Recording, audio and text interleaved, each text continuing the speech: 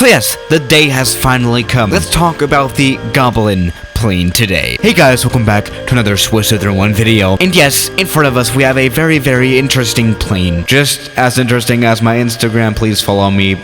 Weird plug as always. Now this is the Goblin plane, made by McDonnell, which by the way is not really McDonnell Douglas, but that is a whole nother topic. There is definitely a difference between McDonnell and McDonnell Douglas. This plane is a parasite fighter, a very ugly one. Disgusting! Now, what is a parasite fighter? Well, basically, you know, back in World War II, there was the Convair B-36, and this plane was supposed to be stored in the Convair B-36, and the parasite fighter could basically exit the Convair plane and then, you know, be a normal fighter. Now, the main fuselage is basically the engine, as you can see right here. Basically, the pilot sits above the engine, and you can actually see some holes in the airplane. Nice gimmick there, I guess. You know what? Let's just fly this one. This is quite an old add-on plane, but let's just do this. Full power, no afterburners. Okay, never mind. Oh, Jesus. Yeah, this plane is not made to take off on its own. It's meant to start from the air.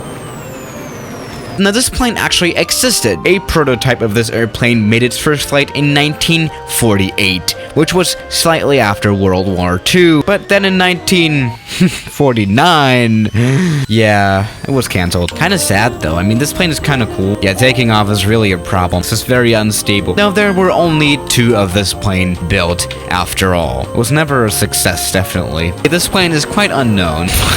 What is it doing?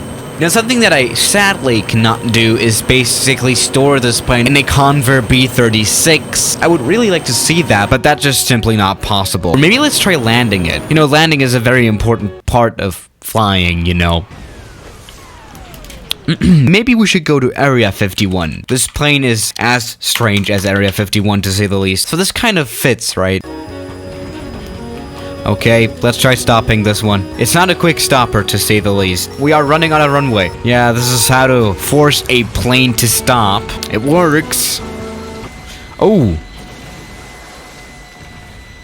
Again, we stopped. That's our goal. Are you okay? I hope so. Now, another fun fact about this plane, during development, they actually wanted to build only 1 plane, but they had to build 2 planes because the first plane was dropped during testing in a wind tunnel. Yeah, those were definitely some pros at work. Now, let's try landing this smoothly and without killing the aircraft. That is something that you might want to do. This plane was quite hard to fly. Oof, oof, oof, oof. This is quite a slow stopper. A few moments later. Alright, we did a very successful stop without overrunning and without completely killing our tires at all. Now you may wonder, well, why was this plane cancelled? There was actual money put into this project, even though it was only $3 million, which is really not much for a development of an aircraft. Now there were 2 main reasons for cancelling this plane. Now as you can see, this plane is extremely quick, but apparently it was not quick enough to hold up with conventional fighter jets. It could not even reach a Mach. It just lacked some power. Also, there was a lot of trouble with aerial refueling, you know, and there were some docking problems, you know, docking this aircraft to another aircraft, which was, by the way, the only way to really get this plane off ground. Right, so I've talked about Virgin Galactic on this channel before. Basically, this aircraft has 2 fuselages, and it can hold a plane in the middle. Right now, we are holding the Goblin plane. The Goblin plane is actually controlled by an AI. The Virgin Galactic plane is controlled by me, very safe pilot. Let's just separate the Goblin now and see what happens.